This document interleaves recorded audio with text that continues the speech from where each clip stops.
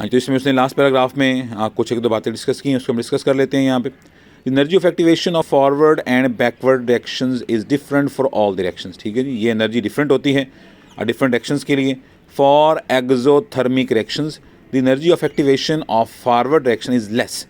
ठीक है, क्योंकि हम जानते हैं एनर्जी इसमें लिबरेट हो रही है, इसलिए हमें कम एनर्जी चाहिए इस रिएक्शन को प्रोसीड करने के लिए आगे, then that of the backward direction. जबकि बैकवर्ड के लिए हमें ज़्यादा एनर्जी चाहिए होगी रिएक्शन को बैकवर्ड करने के लिए, while reverse is true for the endothermic reactions. ठीक है, और इसका रिवर्स जो है वो एंडोथर्मिक के लिए होगा, यानी कि फॉरवर्ड के लिए हमें ज़्यादा चाहिए होगी और रिवर्स के लिए हमें कम एनर्जी चाहिए होगी। ठीक है, energy of activation of reaction provides valuable information about the way of reaction taking place. ये बताता है कि रिएक्शन किस वे में चलेगा, लिहाजा हमें ये रिएक्शन को समझने में हेल्प आउट करता है। कैसे हम ऑर्डर ऑफ रिएक्शन को फाइंड आउट कर सकते हैं, उसके 5 मेथड्स हमारे पास दिए गए हैं। इसमें से पहला मेथड जो वो हाफ लाइफ मेथड कहलाता है। इसमें हम क्या करेंगे, as mentioned earlier half life of reaction is inversely proportional to the initial concentration of reactants raised to the power 1 less than that of the order of the reaction. ये पहले discuss कर चुके हैं। ऑर्डर के अंदर ये equation जो हमारे पास है टी हाफ ओवरऑल एन है।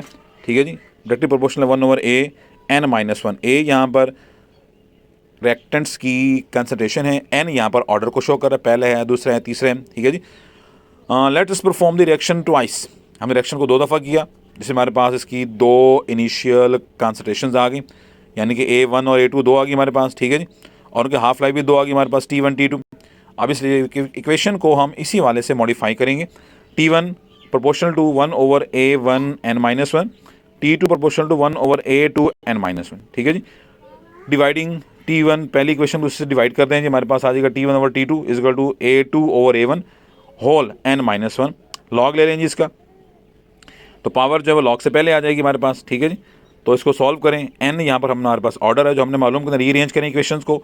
n is equal to 1 plus log T1/T2 divided by log A2/A1। ये इक्वेशन जो है हमारे पास यहाँ पर ऑब्टेन हो जाएगी। ठीक है जी, इस इक्वेशन को इस्तेमाल करते हुए हम n यानी कि ऑर्डर ऑफ द रिएक्शन को इस्तेमाल कर सकते हैं। अगर मुझे पता हो इनिशियल कंसंट्रेशन ऑफ रिएक्टेंट्स का और हाफ लाइफ का, ये 2 चीज़ें अगर मेरे पास हैं, तो मैं बड़ी आसानी के साथ उस रिएक्शन का ऑर्डर जो है वो यहाँ पर मालूम कर सकता हूँ।